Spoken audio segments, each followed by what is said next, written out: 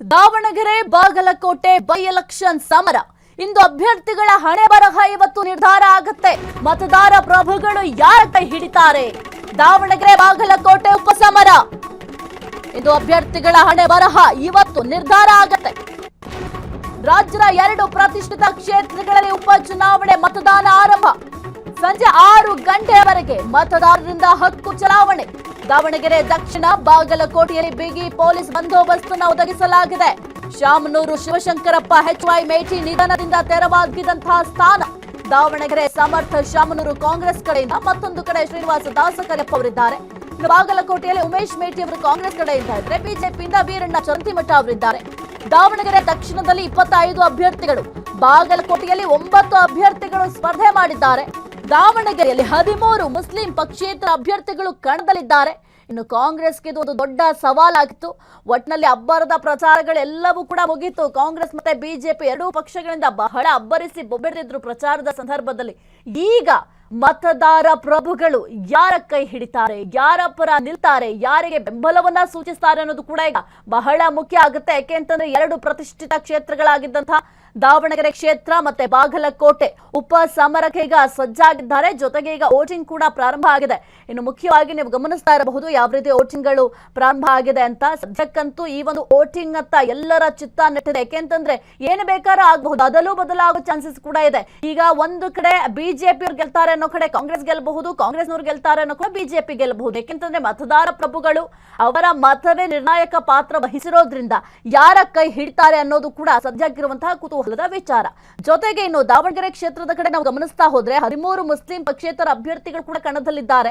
ಆದ್ರಿಂದ ಕಾಂಗ್ರೆಸ್ಗೆ ಸ್ವಲ್ಪ ಭೀತಿ ಇದೆ. ಯಾಕೆಂತಂದ್ರೆ ಈ ಒಂದು ದಾವಣಗೆರೆ ಕ್ಷೇತ್ರದಲ್ಲಿ 70 ರಿಂದ 80 ಸಾವಿರ ಮುಸ್ಲಿಂ ಓಟ್ಗಳಿದ್ದಾವೆ. ಈ ಎಲ್ಲಾ ಓಟ್ಗಳು ಈಗ ಯಾರ ಪಾಲಾಗುತ್ತೆ? 13 ಮುಸ್ಲಿಂ ಪಕ್ಷೇತರ ಅಭ್ಯರ್ಥಿಗಳು ಕೂಡ ಕಣದಲ್ಲಿದ್ದಾರೆ. ಏನಾದ್ರೂ 13 ಪಕ್ಷೇತರ ಅಭ್ಯರ್ಥಿಗಳಿಗೆ ಓಟ್ ಹೋದ್ರೆ ಕಾಂಗ್ರೆಸ್ಗೆ ಬಹುದೊಡ್ಡ ಹೊಡೆತ ಬೀಳುತ್ತೆ. ಹಾಗಾಗಿ ಈಗ ಕಾಂಗ್ರೆಸ್ ತಮಗೆ ಬಹಳ ಟೆನ್ಷನ್ ಕೂಡ ಆಗ್ತಾ ಇದೆ. ಇನ್ನು ಬಾಗಲಕೋಟೆ ಕ್ಷೇತ್ರದಲ್ಲಿ ಒಂದು ಕಡೆ ಕಾಂಗ್ರೆಸ್ ಪಕ್ಷದಿಂದ ಉಮೇಶ್ ಮೇಟಿ ಅವರಿದ್ದಾರೆ, ಮತ್ತೊಂದು ಕಡೆ ವೀರಣ್ಣ ಚರಂತಿಮಠ ಇದ್ದಾರೆ. ಇನ್ನು ಉಮೇಶ್ ಮೇಟಿ ಅವರಿಗೆ ಅನುಕಂಪದ ಅಲೆ ಕೂಡ ಇದೆ. ಯಾಕೆಂತಂದ್ರೆ ಈಗ HY ಮೇಟಿ ಅವರು ನಿಧನರಾಗಿರೋದ್ರಿಂದ ಸ್ವಲ್ಪ ಅನುಕಂಪದ ಅಲೆ ಇದೆ. ಆ ಒಂದು ಅನುಕಂಪದ ಆಧಾರದ ಮೇಲೆ ಏನಾದ್ರೂ ವೋಟ್ ಹಾಕ್ತಾರಾ ಎಂಬ ಲೆಕ್ಕಾಚಾರ ಕೂಡ ಸದ್ಯಕ್ಕಿತ್ತು. ಆದ್ರೆ ಈಗ ಯಾವ ರೀತಿ ಮತದಾರ ಪ್ರಭುಗಳು ನಿರ್ಧಾರವನ್ನ ಮಾಡ್ತಾರೆ ಅನ್ನೋದು ಕೂಡ ಬಹಳ ಮುಖ್ಯ ಆಗುತ್ತೆ. ಇನ್ನು ಬಾಗಲಕೋಟೆ ಕ್ಷೇತ್ರದಲ್ಲಿ ಈಗ ಬಿಜೆಪಿ ಕಡೆಯಿಂದ ವೀರಣ್ಣ ಚರಂತಿಮಠ ಅವರು ಕೂಡ ಕಣದಲ್ಲಿದ್ದಾರೆ. ಹಾಗಾಗಿ ವೀರಣ್ಣ ಚರಂತಿಮಠ ಅವರ ಪರವಾಗಿ ಏನಾದ್ರೂ ಒಲವನ್ನ ತೋರಿಸ್ತಾರಾ, ಅವರಿಗೆ ಹೆಚ್ಚಿನ ಪ್ರಮಾಣದಲ್ಲಿ ವೋಟ್ ಹಾಕ್ತಾರಾ? ಬಹಳ ಒಂದು ಕುತೂಹಲದ ಕ್ಷೇತ್ರಗಳು ಈ 2 ಕ್ಷೇತ್ರಗಳು, ದಾವಣಗೆರೆ ಮತ್ತೆ Bagalkot.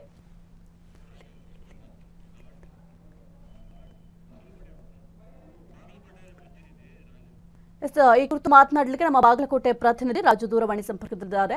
Raju, very good morning. ಸದ್ಯಕ್ಕೆ ಈ ಒಂದು ಬಾಗಲಕೋಟೆ ಆಗಿರಬಹುದು, ದಾವಣಗೆರೆ ಕ್ಷೇತ್ರ ಬಹಳ ಒಂದು ಹೈ ವೋಲ್ಟೇಜ್ ಕಣ.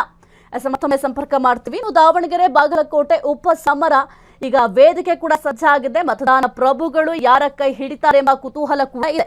ಮುಖ್ಯವಾಗಿ ಒಂದು ದಾವಣಗೆರೆ ದಕ್ಷಿಣ ಅಭ್ಯರ್ಥಿಗಳ ಪ್ಲಸ್ ಪಾಯಿಂಟ್ ಮತ್ತೆ ಮೈನಸ್ ಪಾಯಿಂಟ್ ಕೂಡ ಬಹಳ ಮುಖ್ಯ ಆಗುತ್ತೆ.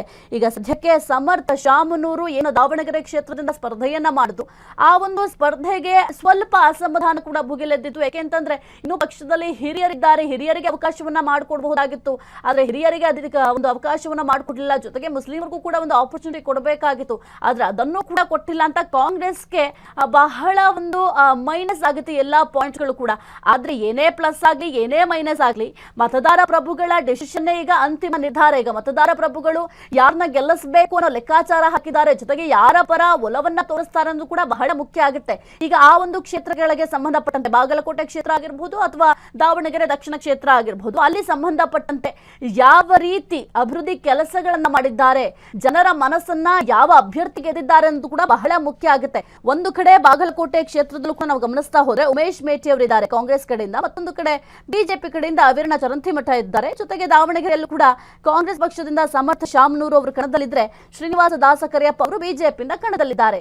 ಇವರೆಲ್ಲರೂ ಕೂಡ ಎಷ್ಟರ ಮಟ್ಟಿಗೆ ಅಭಿವೃದ್ಧಿ ಕೆಲಸಗಳನ್ನ ಮಾಡ್ತಾರೆ, ಜೊತೆಗೆ ಜನರಲ್ಲಿ ಯಾವ ರೀತಿ ಭರವಸೆಯನ್ನ ಮೂಡಿಸಿದ್ದಾರೆ. ಈಗ ಮುಂದೆ ಏನಾದ್ರು ಅಭಿವೃದ್ಧಿ ಕೆಲಸಗಳಾಗಬೇಕು ಅಂತಂದ್ರೆ ಯಾರನ್ನ ನಾವು ಗೆಲ್ಲಿಸಬೇಕು ಅನ್ನೋದು ಕೂಡ ಮತದಾರರ ಮನಸ್ಸಿನಲ್ಲಿರುತ್ತೆ. ಅದು ಕೂಡ ಬಹಳ ಮುಖ್ಯ ಆಗುತ್ತೆ. ಒಂದು ವೇಳೆ ಏನಾದ್ರೂ ಸಮರ್ಥ ಈ ಒಂದು ದಾವಣಗೆರೆ ಕ್ಷೇತ್ರದಲ್ಲಿ ಗೆಲುವನ್ನ ಸಾಧಿಸಿದ್ರೆ ಯುವ ನಾಯಕ ಎಂಬ ಬಿರುದು ಕೂಡ ಸಿಗುತ್ತೆ. ಯುವ ನಾಯಕರು ಹೆಚ್ಚಿನ ಪ್ರಮಾಣದಲ್ಲಿ ಕೆಲಸ ಮಾಡ್ತಾರೆ ಅನ್ನೋ ಒಂದು ಅಪೇಕ್ಷೆ ಕೂಡ ಇರುತ್ತೆ. ಆ ಒಂದು ಅಪೇಕ್ಷೆನ ಒಂದು ವೇಳೆ ಅವ್ರೇನಾದ್ರೂ ಗೆದ್ರೆ ಯಾವ ರೀತಿ ಈಡೇರಿಸ್ತಾರೆ ಅನ್ನೋದು ಕೂಡ ಜನರು ಯೋಚನೆ ಮಾಡ್ತಾರೆ. ಜೊತೆಗೆ ಕೆಲವೊಂದಿಷ್ಟು ಲೆಕ್ಕಾಚಾರ ಕೂಡ ಹಾಕಿರ್ತಾರೆ. ಅದರ ಜೊತೆಗೆ ಇನ್ನು ಶ್ರೀನಿವಾಸ ದಾಸಕರಿಯಪ್ಪ ಅವರು ದಾವಣಗೆರೆ ಕ್ಷೇತ್ರದಲ್ಲಿ ನಾವು ಗಮನಿಸ್ತಾ ಹೋದ್ರೆ ಬಿಜೆಪಿಯಲ್ಲಿ ಸ್ವಲ್ಪ ಜನರ ನಾಡಿ ಮಿಡಿತವನ್ನ ಅರ್ತಿದ್ದಾರ ಅನ್ನೋದು ಕೂಡ ಸದ್ಯಕ್ಕಿರುವಂತಹ ಪ್ರಶ್ನೆ. ಆದ್ರೆ ಈ ಜನ ಈಗ ವೋಟಿಂಗ್ ಅಂತ ಬಂದಾಗ ಯಾರ ಪರ ನಿಲ್ತಾರೆ ಅಂತ ಯಾರು ಕೂಡ ಊಹೆ ಮಾಡ್ಲಿಕ್ಕೆ ಸಾಧ್ಯ ಆಗುದಿಲ್ಲ. ಯಾಕೆಂತಂದ್ರೆ ವೋಟಿಂಗ್ ಬೂತ್ಗೆ ಹೋದಂತಹ ಸಂದರ್ಭದಲ್ಲಿ ಯಾರಿಗೆ ವೋಟ್ ಹಾಕ್ತಾರೆ ಅದು ಕೂಡ ಬಹಳ ಮುಖ್ಯ ಆಗುತ್ತೆ. ಒಟ್ಟಿನಲ್ಲಿ ಒಂದು ದಾವಣಗೆರೆ ದಕ್ಷಿಣ ಕ್ಷೇತ್ರ ಆಗಿರಬಹುದು, ಜೊತೆಗೆ ಬಾಗಲಕೋಟೆ, ಈ ಎರಡೂ ಕೂಡ ಒಂದು ಪ್ರತಿಷ್ಠೆಯ ಕಣವಾಗಿ ಬಿಜೆಪಿ ಮತ್ತೆ ಕಾಂಗ್ರೆಸ್ ಇಬ್ಬರೂ ಕೂಡ ತೆಗೆದುಕೊಂಡಿದ್ದಾರೆ. ಹಾಗಾಗಿ ಇಬ್ಬರಿಗೂ ಕೂಡ ಅನಿವಾರ್ಯ ಈ ಎರಡೂ ಕ್ಷೇತ್ರವನ್ನ ಗೆಲ್ಲಲೇಬೇಕು. ಆದ್ರೆ ಈಗ ಜನರ ನಿರ್ಧಾರವೇ ಅಥವಾ ನಿರ್ಣಯವೇ ಅಂತಿಮ ಆಗಿರೋದ್ರಿಂದ ಜನರು ಈಗ ಯಾರ ಪರ ವೋಟ್ ಹಾಕ್ತಾರೆ, ಯಾರ ಪರ ನಿಲ್ತಾರೆ ಅನ್ನೋದು ಕೂಡ ಬಹಳ ಮುಖ್ಯ ಆಗುತ್ತೆ. ಹಾಗಾಗಿ ಕಾಂಗ್ರೆಸ್ಗೆ ಮತ್ತೆ ಬಿಜೆಪಿ ಎರಡೂ ಪಕ್ಷಕ್ಕೂ ಕೂಡ ಈಗ ಢವ ಶುರುವಾಗಿದೆ. ಮುಖ್ಯವಾಗಿ ಈಗ ಕಾಂಗ್ರೆಸ್ ನಲ್ಲಿ ನಾವು ಗಮನಿಸ್ತಾ ಹೋದ್ರೆ ಕೇವಲ ಒಂದು ಕುರ್ಚಿ ಕಿತ್ತಾಟ ಆಗ್ತಾ ಇತ್ತು ಅಂತ ಹೇಳ್ತಾ ಇದ್ರು. ಈ ಒಂದು ಕುರ್ಚಿ ಕಿತ್ತಾಟ ಆಗಿರಬಹುದು ಅಥವಾ ಅಲ್ಲಿರುವಂತಹ ತಮ್ಮ ಪಕ್ಷದಲ್ಲಿ ಸಾಕಷ್ಟು ಗೊಂದಲದ ವಾತಾವರಣ ನಿರ್ಮಾಣ ಆಗಿತ್ತು. ಮುಖ್ಯವಾಗಿ ಈಗ ನಾವು ಕಾಂಗ್ರೆಸ್ ಪಕ್ಷದಲ್ಲಿ ಗಮನಿಸ್ತಾ ಹೋದ್ರೆ ಈಗ ದಾವಣಗೆರೆ ಕ್ಷೇತ್ರದಲ್ಲಿ ಸಮರ್ಥ ಶಾಮನೂರ್ ಅವರಿಗೆ ಟಿಕೆಟ್ ಕೊಟ್ಟಿದ್ದಾರೆ. ಈ ಒಂದು ವಿಚಾರಕ್ಕೂ ಕೂಡ ಸ್ವಲ್ಪ ಅಸಮಾಧಾನ ಕೂಡ ವ್ಯಕ್ತವಾಗಿತ್ತು. ಹಾಗಾಗಿ ಇದೆಲ್ಲವನ್ನು ಕೂಡ ಯಾವ ರೀತಿ ಮೆಟ್ಟಿ ನಿಂತು ಜನರ ಮನಸ್ಸನ್ನ ಗೆದ್ದಿದ್ದಾರೆ ಅನ್ನೋದು ಕೂಡ ಬಹಳ ಮುಖ್ಯ ಆಗುತ್ತೆ. ಇದರ ಜೊತೆಗೆ ಬಿಜೆಪಿ ವಿರುದ್ಧವೂ ಕೂಡ ಕೆಲವೊಂದಿಷ್ಟು ಆರೋಪಗಳಿತ್ತು. ಹಾಗಾಗಿ ಎಲ್ಲಾ ಆರೋಪಗಳಿಂದಲೂ ಕೂಡ ಮುಕ್ತರಾಗಬೇಕು ಅನ್ನೋದಕ್ಕಿಂತ ಮುಖ್ಯವಾಗಿ ಜನರ ಬಳಿ ಹೋಗಿ ಯಾವ ರೀತಿ ಪ್ರಚಾರ ಕಾರ್ಯಗಳನ್ನ ಮಾಡಿದ್ದಾರೆ, ಯಾವ ರೀತಿ ಜನರ ಮನಸ್ಸನ್ನ ಗೆದ್ದಿದ್ದಾರೆ ಅದೆಲ್ಲವೂ ಕೂಡ ಬಹಳ ಮುಖ್ಯ ಆಗುತ್ತೆ. ಅಂತಿಮವಾಗಿ ಜನರ ನಿರ್ಧಾರವೇ ಇಲ್ಲಿ ಅಂತಿಮ ಆಗುತ್ತೆ, ನೋಡ್ಬೇಕಾಗುತ್ತೆ. ಒಟ್ಟಿನಲ್ಲಿ ನೀವು ಗಮನಿಸ್ತಾ ಇದ್ದಾರೆ ಯಾವ ರೀತಿ ವೋಟಿಂಗ್ ನಡೀತಾ ಇದೆ ಅಂತ. ಇನ್ನು ವಯಸ್ಸಾದ ವೃದ್ಧರು ಕೂಡ ಈಗ ವೋಟಿಂಗ್ ಮಾಡ್ಲಿಕ್ಕೆ ಒಂದು ಸರತಿ ಸಾಲಿನಲ್ಲಿ ನಿಂತು ಬರ್ತಾ ಇದ್ದಾರೆ. ಜೊತೆಗೆ ಆ ಒಂದು ಕ್ಷೇತ್ರಕ್ಕೆ ಸಂಬಂಧಪಟ್ಟಂತೆ ಪ್ರತಿಯೊಬ್ರು ಕೂಡ ಆ ಒಂದು ವೋಟಿಂಗ್ ಮಾಡ್ಲಿಕ್ಕೆ ಅಂತ ಬರ್ತಾ ಇದ್ದಾರೆ. ಯಾಕೆಂತಂದ್ರೆ ಒಂದು ಮತದಾನ ಕೂಡ ಬಹಳ ಮುಖ್ಯ ಆಗುತ್ತೆ. ನಮ್ಮ ನಾಯಕರನ್ನ ನಾವು ಆಯ್ಕೆ ಮಾಡ್ಕೊಳ್ಬೇಕು ಅಂತಂದ್ರೆ ಮೊದಲು ವೋಟ್ ಮಾಡಲೇಬೇಕು. ಹಾಗಾಗಿ ಪ್ರತಿಯೊಬ್ರು ಕೂಡ ವೋಟಿಂಗ್ ಮಾಡಿ ಅಂತ ಕೂಡ ನಾವು ಹೇಳ್ತೀವಿ. ಜೊತೆಗೆ ಈಗ ಆಲ್ರೆಡಿ ಸಾಕಷ್ಟು ಜನ ವೋಟ್ ಮಾಡ್ಲಿಕ್ಕೆ ಬರ್ತಾ ಇದ್ದಾರೆ. ಸಿಗುತ್ತಾ ಹೆಚ್ಚಿನ ಮಾಹಿತಿ ನೀಡ್ತಾರೆ ನಮ್ಮ ಬಾಗಲಕೋಟೆ ಪ್ರತಿನಿಧಿ ರಾಜು. ಸದ್ಯಕ್ಕೆ ವೋಟಿಂಗ್ ಪ್ರಾರಂಭ ಆಗಿದ್ಯಾ? ಜೊತೆಗೆ ವೋಟಿಂಗ್ ಪ್ರಾರಂಭ ಆಗಿದ್ರೆ ಯಾವ ರೀತಿ ನಡೀತಾ ಇದೆ ಈ ಒಂದು ಚುನಾವಣಾ ಕಾರ್ಯಗಳು? ಬಾಗಲಕೋಟೆ ಮಿಲಿ ಸಮರಕ್ಕೆ ಇನ್ನೊಂದು ಮತದಾನ ಮಾಡೋದಕ್ಕೆ ಕ್ಷಣಗಳಲ್ಲಿ ಶುರುವಾಗಿರುವಂತದ್ದು. ಬಾಗಲಕೋಟೆ ಕಾಂಗ್ರೆಸ್ ಮತ್ತು ಬಿಜೆಪಿ ನಡುವೆ ನೆಟ್ ಟು ನೆಟ್ ಫೈಟ್ ಇರುವಂತದ್ದು. ಈಗಾಗಲೇ ಮತದಾರರು ಕೂಡ ತಮ್ಮ ಹಕ್ಕನ್ನು ಚಲಾವಣೆ ಮಾಡುವುದಕ್ಕೆ ಮತಗಟ್ಟೆಯ ಸುತ್ತ ಈಗ ಸಾಕಷ್ಟು ಸಂಖ್ಯೆಯಲ್ಲಿ ಜಮಾಯಿಸಿರುವಂತದ್ದು. ಈಗಾಗಲೇ ಬಾಗಲಕೋಟೆ ಮತ್ತು ದಾವಣಗೆರೆ ದಕ್ಷಿಣ ಕ್ಷೇತ್ರದಲ್ಲಿ ಎಲ್ಲರೂ ಕಾಂಗ್ರೆಸ್ನ ಪ್ರತಿಷ್ಠೆ ಆಗಿರುವುದರಿಂದ ಕ್ಷೇತ್ರವನ್ನು ಉಳಿಸಿಕೊಳ್ಳುವುದಕ್ಕೆ ಈಗ ಸಾಕಷ್ಟು ನಾಯಕರು ಕೂಡ ಕ್ಷೇತ್ರದಲ್ಲಿ ಬೀಡುಬಿಟ್ಟು ಪ್ರಚಾರ ಕಾರ್ಯವನ್ನು ಆರಂಭಿಸಿರುವಂತದ್ದು. ಈಗಾಗಲೇ ಬಾಗಲಕೋಟೆಯಲ್ಲಿ 9 ಜನ ಕಣದಲ್ಲಿದ್ದರೆ ಈಗ 9 ಜನರ ಒಂದು ಹಣೆವಾರವನ್ನ ಇವತ್ತು ಮತದಾರರು ಅವರನ್ನ ಮತಪೆಟ್ಟಿಗೆಯಲ್ಲಿ ಉತ್ಪನ್ನವಾಗಿ ಇರುವಂತದ್ದು ಕೂಡ ನಡೀತಾ ಇರುವಂತದ್ದು. ಇನ್ನೇನು ಕೆಲವೇ ಹೊತ್ತಿನಲ್ಲಿ ಇವನು ಅಭ್ಯರ್ಥಿಗಳು ತಮ್ಮ ಹಕ್ಕನ್ನು ಚಲಾವಣೆ ಮಾಡುವುದಕ್ಕೆ ಕ್ಷಣಗಳಲ್ಲಿ ಶುರುವಾಗಿದೆ ಅಂತ ಹೇಳಬಹುದು. ರಾಜು, ಈಗ ಜನರ ರೆಸ್ಪಾನ್ಸ್ ಯಾವ ರೀತಿ ಇದೆ? ಯಾಕೆಂತಂದ್ರೆ ಮತದಾರ ಪ್ರಭುಗಳೇ ನಿರ್ಧಾರವೇ ಇಲ್ಲಿ ಅಂತಿಮ ಆಗಿರೋದ್ರಿಂದ ಜನರು ಯಾವ ರೀತಿ ತಮ್ಮ ನಾಯಕನ ಆಯ್ಕೆ ಮಾಡ್ಕೊಳ್ಳಿಕ್ಕೆ ಬರ್ತಾ ಇದ್ದಾರೆ ಈ ಒಂದು ವೋಟಿಂಗ್ ಬೂತ್ಗಳತ್ತ? ಇವತ್ತು ಈ ಸದ್ಯಕ್ಕೆ ಏನಪ್ಪಾ ಅಂತಂದ್ರೆ ಕಾಂಗ್ರೆಸ್ನ ಒಂದು ಕೆಲವೊಂದಿಷ್ಟು ಗ್ಯಾರಂಟಿ ಯೋಜನೆಗಳನ್ನ ಕೆಲವೊಂದಿಷ್ಟು ಕಾಂಗ್ರೆಸ್ ಪರ ಇದ್ರೆ, ಇಲ್ಲಿ ಕೆಲವೊಂದಿಷ್ಟು ಬಿಜೆಪಿಯವರು ಕೂಡ ಕೆಲವೊಂದಿಷ್ಟು ಏನೋ ಈ ಹಿಂದುತ್ವ ಆಗಿರ್ಬೋದು ಮತ್ತು ಅಭಿವೃದ್ಧಿ ವಿಚಾರ ಆಗಿರ್ಬೋದು, ಹೀಗೆ ಬೇರೆ ಬೇರೆ ನಾನಾ ತಂತ್ರಗಳ ಮೂಲಕ ಇವತ್ತು ಈ ಒಂದು ಅಭಿವೃದ್ಧಿ ವಿಚಾರವನ್ನು ಕೂಡ ಜನ ಜಪಿಸ್ತಾ ಇರುವಂತದ್ದು. ಇಲ್ಲಿ ಕ್ಷೇತ್ರದಲ್ಲಿ ಕೆಲ ನಾಮಿನೇಷನ್ ಮಾಡಿದ್ದಾಗಿಂತ ಹಿಡಿದು ಇಲ್ಲಿಯವರೆಗೂ ಕೂಡ ಕ್ಷೇತ್ರದ ಅನೇಕ ಘಟಾನುಘಟಿ ನಾಯಕರು ಕೂಡ ಕ್ಷೇತ್ರದಲ್ಲಿ ಕೇಳಿಬಿಟ್ಟು ತಮ್ಮ ಅಭ್ಯರ್ಥಿಗಳ ಗೆಲುವಿಗಾಗಿ ನಾನಾ ರೀತಿಯ ತಂತ್ರಗಳನ್ನು ಕೂಡ ರೂಪಿಸಿದ್ದಾರೆ ಅಂತ ಹೇಳ್ಬೋದು. ಇಲ್ಲಿ ಬಾಗಲಕೋಟೆಯಲ್ಲಿ ಕಾಂಗ್ರೆಸ್ ಮತ್ತು ಬಿಜೆಪಿ ನಡುವೆ ನೇರ ಫೈಟ್ ಇರುವಂತದ್ದು. ಈಗಾಗಲೇ ಏನು ಕ್ಷೇತ್ರದಲ್ಲಿ ಸುಮಾರು 322 ಪೋಲಿಂಗ್ ಬೂತ್ಗಳನ್ನ ಸ್ಟೇಷನ್ಗಳನ್ನ ನಿರ್ಮಾಣ ಮಾಡುವಂತದ್ದು. ಅದಕ್ಕೆ ಸುಮಾರು 1564 ಸಿಬ್ಬಂದಿಗಳನ್ನು ನಿಯೋಜನೆ ಮಾಡುವಂತದ್ದು. ಸೂಕ್ಷ್ಮ ಮತ್ತು ಅತಿ ಸೂಕ್ಷ್ಮ ಕ್ಷೇತ್ರಗಳಲ್ಲಿ ಕೂಡ ಈಗ ವ್ಯಾಪಕ ಬಿಗಿ ಬಂದೋಬಸ್ತ್ ಕೈಗೊಳ್ಳುವಂತದ್ದು. ಇಲ್ಲ ಮತದಾನ ಯಾವುದೇ ರೀತಿಯಾಗಿ ಆಗಬಾರ್ದು ಅಂತ ಹೇಳಿ ಮಹಿಳೆಯರು ಕೂಡ ವಿಶೇಷವಾಗಿ 2 ಪಿಂಕ್ ಬೂತ್ಗಳನ್ನು ಕೂಡ ನಿರ್ಮಾಣ ಮಾಡಿದ್ದಾರೆ ಅಂತ ಹೇಳ್ಬೋದು. ಓಕೆ, ಥ್ಯಾಂಕ್ ಯು ರಾಜು ನಿಮ್ಮೆಲ್ಲ ಮಾಹಿತಿಗಾಗಿ. ಸದ್ಯಕ್ಕೆ ಒಂದು ದಾವಣಗೆರೆ ಕ್ಷೇತ್ರ, ಬಾಗಲಕೋಟೆ ಕ್ಷೇತ್ರ ಬಹಳ ಒಂದು ಪ್ರತಿಷ್ಠೆಯ ಕಣವಾಗಿ ಬಿಜೆಪಿ ಮತ್ತೆ ಜೆಡಿಎಸ್ ಮತ್ತೆ ಏನೀಗ ಬಿಜೆಪಿ ಮತ್ತೆ ಜೆಡಿಎಸ್ ಮೈತ್ರಿಯಾಗಿದ್ದಾರೆ. ಜೊತೆಗೆ ಈಗ ಕಾಂಗ್ರೆಸ್ನವರು ಕೂಡ ಬಹಳ ಸರ್ಕಸ್ ಅನ್ನ ಮಾಡ್ತಾ ಇದ್ರು, ಈ ಎರಡು ಕ್ಷೇತ್ರವನ್ನ ತಮ್ಮದಾಗಿಸ್ಕೊಳ್ಬೇಕು ಅಂತ.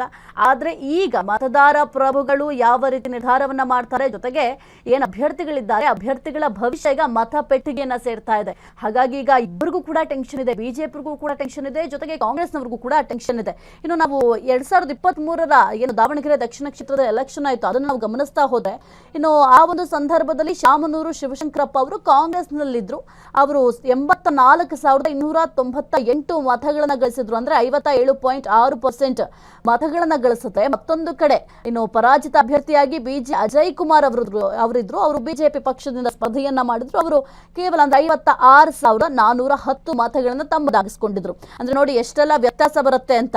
ಒಂದು ಕಡೆ ಶಾಮನೂರು ಶಿವಶಂಕರಪ್ಪ ಅವರು 57.6% ಅಂತಂದ್ರೆ ಕಾಂಗ್ರೆಸ್ ನಲ್ಲಿ ಸ್ಪರ್ಧೆ ಮಾಡಿದಂತಹ ಸಂದರ್ಭದಲ್ಲಿ 2023ರಲ್ಲಿ ಅಷ್ಟು ಮತಗಳನ್ನ ಗಳಿಸ್ಕೊಂಡ್ರೆ, ಮತ್ತೊಂದು ಕಡೆ ಬಿಜೆಪಿಯಿಂದ 2023ರಲ್ಲಿ ಬಿಜೆ ಅಜಯ್ ಕುಮಾರ್ ಅವರು ಸ್ಪರ್ಧೆಯನ್ನ ಮಾಡಿದ್ರು. ಅವರು 38.5% ಅಷ್ಟು ಮತಗಳನ್ನ ಗಳಿಸ್ಕೊಂಡಿದ್ರು. ಇನ್ನು ಶಾಮನೂರು ಶಿವಶಂಕರಪ್ಪ ಅವರ ಗೆಲುವಿನ ಅಂತರ ನಾವು ಗಮನಿಸ್ತಾ ಹೋದ್ರೆ ಮುಖ್ಯವಾಗಿ 27,888 ಮತಗಳು. ಶಾಮನೂರು ಶಿವಶಂಕರಪ್ಪ ಅವರು ಮೃತಪಟ್ಟ ಹಿನ್ನೆಲೆಯಲ್ಲಿ ಈ ಒಂದು ಉಪಚುನಾವಣೆಯನ್ನ ಮಾಡಲಾಗ್ತಾ ಇದೆ. ಇನ್ನು ಶಾಮನೂರು ಮೊಮ್ಮಗ ಸಮರ್ಥ್ ಹಾಗೂ ಬಿಜೆಪಿಯ ದಾಸ ಕರಿಯಪ್ಪ ಇಬ್ಬರ ನಡುವೆಯೂ ಕೂಡ ಈಗ ಬಿಗ್ ಫೈಟ್ ಕೂಡ ಏರ್ಪಟ್ಟಿದೆ. ಇನ್ನು ದಾವಣಗೆರೆ ದಕ್ಷಿಣ ಕ್ಷೇತ್ರದಲ್ಲಿ ಒಟ್ಟು ಸುಮಾರು 2.10 ಲಕ್ಷ ಮತದಾರರಿದ್ದಾರೆ. ಮುಸ್ಲಿಂ ಮತದಾರರು ಸುಮಾರು 80,000 ಇದ್ದಾರೆ. ಇವರೇ ಇಲ್ಲಿನ ನಿರ್ಣಾಯಕ ಶಕ್ತಿಗಳನ್ನಾಗಲೇ ಹೇಳ್ತಾ ಇದೆ. ಮುಸ್ಲಿಂ ಮತಗಳು ಇಲ್ಲಿ ಬಹಳ ಇಂಪಾರ್ಟೆಂಟ್ ಆಗುತ್ತೆ, ಅವರೇ ಒಂದು ನಿರ್ಣಾಯಕ ಪಾತ್ರವನ್ನು ವಹಿಸ್ತಾರೆ. ಹಾಗಾಗಿ ಕಾಂಗ್ರೆಸ್ಗೆ ಢವಢವ ಶುರುವಾಗಿದೆ ಅಂತ. ಯಾಕೆಂತಂದ್ರೆ 13 ಮುಸ್ಲಿಂ ಪಕ್ಷೇತರ ಅಭ್ಯರ್ಥಿಗಳು ಈ ಬಾರಿ ಕಣದಲ್ಲಿದ್ದಾರೆ. ಹಾಗಾಗಿ ಈಗ ಸದ್ಯಕ್ಕಂತೂ ಕಾಂಗ್ರೆಸ್ನವರಿಗೆ ಭೀತಿ ಎದುರಾಗಿದೆ. ಇನ್ನು ಮುಖ್ಯವಾಗಿ 2023ರ ಚುನಾವಣೆ ಬಗ್ಗೆ ನಾನು ಹೇಳ್ತಾ ಇದ್ದೆ. ಇನ್ನು 35,000 ಏನು ಇದೆ, 35,000 ಲಿಂಗಾಯತರಿದ್ದಾರೆ. ಇವರು ಎರಡನೇ ಅತಿ ದೊಡ್ಡ ಸಮುದಾಯ ಈ ಒಂದು ಕ್ಷೇತ್ರಕ್ಕೆ, ಅಂದ್ರೆ ದಾವಣಗೆರೆ ಕ್ಷೇತ್ರಕ್ಕೆ ಸಂಬಂಧಪಟ್ಟಂತೆ. 80,000 ಮುಸ್ಲಿಂರಿದ್ರೆ 35,000 ಲಿಂಗಾಯತರಿದ್ದಾರೆ. ಹಾಗಾಗಿ 80,000 ಬಹಳ ಒಂದು ನಿರ್ಣಾಯಕ ಪಾತ್ರವನ್ನು ವಹಿಸುತ್ತೆ. ಇನ್ನು ಕುರುಬರು ಮತ್ತು ಇತರೆ ಹಿಂದುಳಿದ ವರ್ಗಗಳೇನಿದ್ದಾವೆ ಸುಮಾರು 40,000 ಮತದಾರರಿದ್ದಾರೆ ಒಂದು ದಾವಣಗೆರೆ ಕ್ಷೇತ್ರಕ್ಕೆ ಸಂಬಂಧಪಟ್ಟಂತೆ. ಇನ್ನು SC ST ಸುಮಾರು 40,000 ಮತದಾರರಿದ್ದಾರೆ. ನೋಡಿ ಎಷ್ಟೆಲ್ಲ ವೇರಿಯೇಷನ್ಸ್ ಇದೆ ಅಂತ. ಮುಖ್ಯವಾಗಿ ಒಂದು ದಾವಣಗೆರೆ ಕ್ಷೇತ್ರದಲ್ಲಿ ನಿರ್ಣಾಯಕ ಮತಗಳು ಯಾವುದು ಅಂತಂದ್ರೆ ಮುಸ್ಲಿಂ ಮತಗಳು ಜೊತೆಗೆ ಲಿಂಗಾಯತ ಮತಗಳು ಕೂಡ ಹೌದು. ಯಾಕೆಂತಂದ್ರೆ ಈಗ ಲಿಂಗಾಯತ ಮತಗಳು 35,000 ಇದಾವೆ ಅಂತಂದ್ರೆ ಆ 35,000 ಓಟ್ಗಳು ಕೂಡ ಬೇಕಾಗುತ್ತೆ, ಕಾಂಗ್ರೆಸ್ಗಾಗಿರ್ಬೋದು ಬಿಜೆಪಿಗಾಗಿರ್ಬೋದು. ಇನ್ನು ಬಾಗಲಕೋಟೆ ಕ್ಷೇತ್ರವನ್ನು ಕೂಡ ನಾವು ಗಮನಿಸಲೇಬೇಕಾಗುತ್ತೆ. 2023ರಲ್ಲಿ ಯಾವ ರೀತಿ ಎಲೆಕ್ಷನ್ ಆಯಿತು, ಜೊತೆಗೆ 2023ರಲ್ಲಿ ಮತದಾರ ಪ್ರಭುಗಳ ಮೈಂಡ್ ಸೆಟ್ ಯಾವ ರೀತಿ ಇತ್ತು ಅಂತ. ಇನ್ನು HY ಮೇಟಿ ಅವರು ಕಾಂಗ್ರೆಸ್ ಪಕ್ಷದಿಂದ ಗೆಲುವನ್ನ ಸಾಧಿಸ್ತಾರೆ. 2023ರಲ್ಲಿ ಅವರು ಸುಮಾರು 79,336 ಮತಗಳನ್ನ ಗಳಿಸ್ತಾರೆ, ಅಂದ್ರೆ 46.9% ಅಷ್ಟು. ಕ್ಷಣ ಕ್ಷಣದ ಸುದ್ದಿಗಳಿಗಾಗಿ ಫ್ರೀಡಂ ಟಿವಿ ಸಬ್ಸ್ಕ್ರೈಬ್ ಮಾಡಿ, ಲೈಕ್ ಮಾಡಿ ಹಾಗೂ ಫಾಲೋ ಮಾಡಿ. ಹೊಸ ಸುದ್ದಿಗಳ ನೋಟಿಫಿಕೇಶನ್ಗಾಗಿ ಬೆಲ್ ಐಕಾನ್ ಮೇಲೆ ಕ್ಲಿಕ್ ಮಾಡಿ.